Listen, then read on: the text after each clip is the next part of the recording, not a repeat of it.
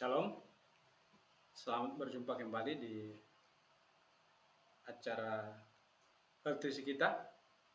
Dan hari ini kita akan belajar tentang dasar Alkitabiah 4 hukum rohani.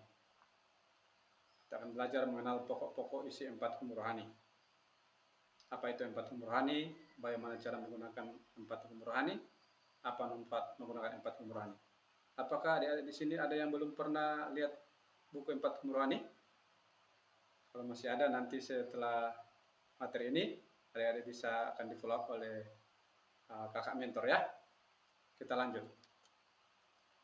Ya, apa yang teman-teman bisa lihat di gambar?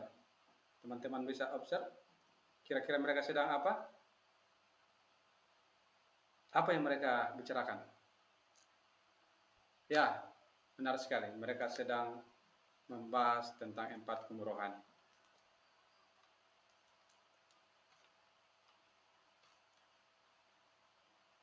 Nah, kita akan belajar apa itu kesaksian yang berhasil. Kesaksian yang berhasil adalah kesaksian yang dilakukan dengan cara mengambil prakarsa untuk berbicara tentang Kristus dalam suasana persahabatan di bawah pimpinan kuasa Roh Kudus dan menyerahkan hasilnya kepada Allah. Jadi kesaksian berhasil dilakukan dalam suasana persahabatan ya, bukan suasana permusuhan. Pertama, mengenal tentang pokok-pokok isi 4 hukum rohani. Hukum pertama, Allah. Ya, ingat ya, hukum pertama adalah tentang Allah. Tuhan Allah mengasihi saudara dan mempunyai suatu rencana yang indah bagi hidup saudara. Hukum pertama dimulai dengan pernyataan yang positif.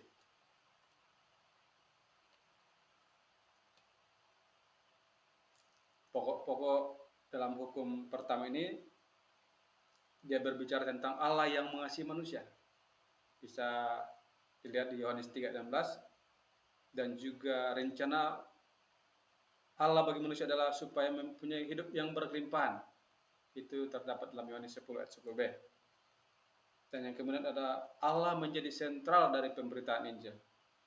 Jadi sentral pemberitaan Injil adalah Allah ya, bukan gereja kita atau komunitas kita. Nah, hukum yang kedua berbicara tentang manusia. Nah, bagaimana manusia? Manusia penuh dosa dan terpisah dari Tuhan Allah, sehingga ia tidak dapat mengetahui dan mengalami kasih dan rencana Allah bagi hidupnya. Pokok-pokok hukum kedua, pertama berbicara tentang manusia berdosa. Adik-adik bisa baca dalam Roma 3:23, atau ada yang hafal di sini? Ya. Dikatakan karena semua orang telah berbuat dosa dan telah kehilangan kemuliaan Allah. Semua, artinya saya dan saudara adalah orang berdosa. Karena itu ada jurang pemisah antara manusia dan Allah. Manusia itu berusaha untuk mencari Allah.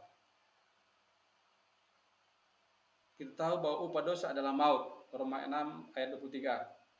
Sehingga manusia terpisah dari Allah selama-lamanya.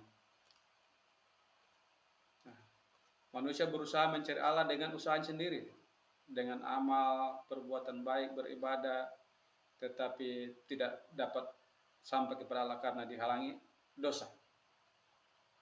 Nah, ini dilema. Karena itu mari kita lihat hukum ketiga. Hukum ketiga berbicara tentang Yesus Kristus. Siapa Yesus? Yesus Kristus adalah satu-satunya jalan keselamatan yang telah ditentukan oleh Tuhan Allah untuk keampunan dosa manusia. Melalui Dia saudara dapat mengetahui dan mengalami kasih dan rencana Allah bagi saudara. Ingat, Yesus Kristus adalah satu-satunya, bukan salah satu. Amin. Nah, pokok hukum ketiga. Pertama berbicara tentang Yesus sebagai satu-satunya jalan keluar terhadap masalah dosa. Yohanes 14 ayat 6. Kedua, manusia tidak mampu memenuhi standar Allah yang adalah kudus. Ketiga, Allah menyatakan kasih-Nya kepada manusia melalui Yesus Kristus. Roma 5:8. Keempat, kematian Kristus telah memenuhi standar keadilan dan kesucian Allah. Kelima, kematian Kristus telah menjembatani jurang pemisah antara Allah dan manusia. Jadi kematian Kristus telah menjembatani jurang pemisah. Tadinya manusia berusaha mencari Allah tetapi tidak bisa, maka Allah sendirilah yang datang dalam wujud manusia dalam pribadi Yesus Kristus, menjembatani jurang pemisah antara kita dengan Allah Bapa. Nah, teman-teman bisa lihat di gambar. Seperti itu. Jadi harapannya dari Allah ke manusia. Allah lah yang menyelamatkan kita. Nah, hukum yang keempat, tanggapan pribadi kita. Kita harus menerima Yesus Kristus menjadi juru selamat dan Tuhan kita dengan mengundangnya secara pribadi. Dengan demikian kita dapat mengetahui dan mengalami kasih dan rencana Allah bagi hidup kita.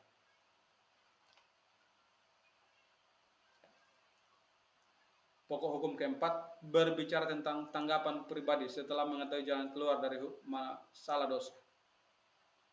Hukum pertama, kedua, dan ketiga ditambah dengan tindakan kemauan dengan berdoa penuh iman, itulah yang menyebabkan orang menjadi Kristen atau pengikut Kristus. Hukum keempat adalah prinsip yang membawa seseorang kepada penyerahan yang sungguh-sungguh kepada Kristus. Jadi hukum keempat ini di mana kita mengambil tindakan untuk menerima dia secara pribadi sebagai juru selamat kita. Kita bisa lihat di atas, pertama bahwa manusia dengan usahanya tidak mungkin sampai kepada Allah. Allah lah yang datang dalam pribadi Yesus Kristus menyelamatkan kita.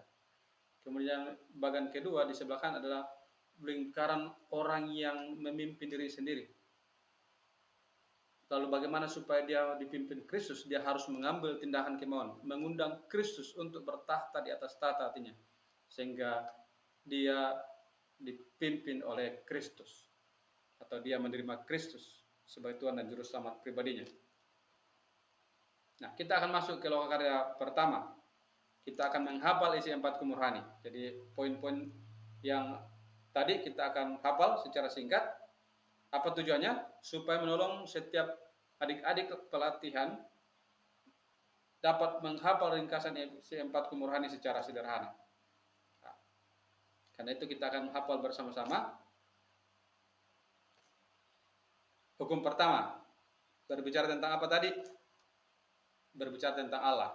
Tuhan Allah mengasihi saudara dan mempunyai suatu rencana yang indah bagi hidup saudara. Sekali lagi, Tuhan Allah mengasihi saudara dan mempunyai suatu rencana yang indah bagi hidup saudara. Ya, hafal ya. Kemudian yang kedua, hukum yang kedua berbicara tentang manusia. Siapa manusia? Manusia penuh dosa dan terpisah dari Tuhan Allah, sehingga ia tidak dapat mengetahui dan mengalami kasih dan rencana Allah bagi hidupnya. Ya, sekali lagi, 1, 3, manusia penuh dosa dan terpisah dari Tuhan Allah, sehingga ia tidak dapat mengetahui dan mengalami kasih dan rencana Allah bagi hidupnya. Hukum ketiga berbicara tentang Yesus Kristus. Siapa Yesus Kristus? Yesus Kristus adalah satu-satunya jalan keselamatan yang telah ditentukan oleh Tuhan Allah untuk keampunan dosa manusia. Melalui dia saudara dapat mengetahui dan mengalami kasih dan rencana Allah bagi saudara. Ingat ya. Nah, terakhir, hukum keempat. Kita harus menerima Yesus Kristus menjadi juru selamat dan Tuhan kita dengan mengundangnya secara pribadi. Dengan demikian kita dapat mengetahui dan mengalami kasih dan rencana Allah bagi hidup saudara. Sekali lagi, kita harus menerima Yesus Kristus menjadi juru selamat dan Tuhan kita dengan mengundangnya secara pribadi. Dengan demikian kita dapat mengetahui dan mengalami kasih dan rencana Allah bagi hidup kita. Oke, mari kita peragakan sesuai dengan video yang telah kita lihat. Kita akan praktekkan di dalam breakout room kita. Praktek berpasang-pasangan. Silakan. Lokakarya kedua, kepastian keselamatan. Tujuannya apa? Meyakinkan seseorang apa yang terjadi bila ia sungguh-sungguh menerima Kristus dengan iman. Jadi kepastian keselamatan itu tujuannya supaya orang yang baru saja menerima Kristus, dia memiliki kepastian keselamatan. Nah, tugas, ya ingat ya, ini tugas ada 2. Menghafalkan pokok isi 4 HR dengan menggunakan buku 4 hukum rohani. Jadi 4 poin tadi ya, hukum pertama, kedua, ketiga, dan keempat harus teman-teman hafal. Harus teman-teman hafal. Oke, sip? Nah, lanjut. Kedua, membacakan 4 hukum rohani secara kreatif kepada sebanyak mungkin orang. Jadi selain menghafal, teman-teman kan, adik-adik kan punya teman-teman di kos, di kampus.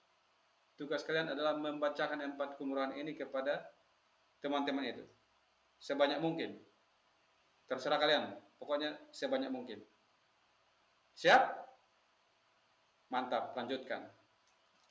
Oke. Jadi itu yang bisa kita pelajari pada saat ini, dan saya berharap adik-adik bisa menghafal poin-poin itu dan juga dapat men-sharekan 4 umroh ini kepada teman-teman yang ada di komunitas adik-adik. Terima kasih, Tuhan Yesus memberkati. Shalom.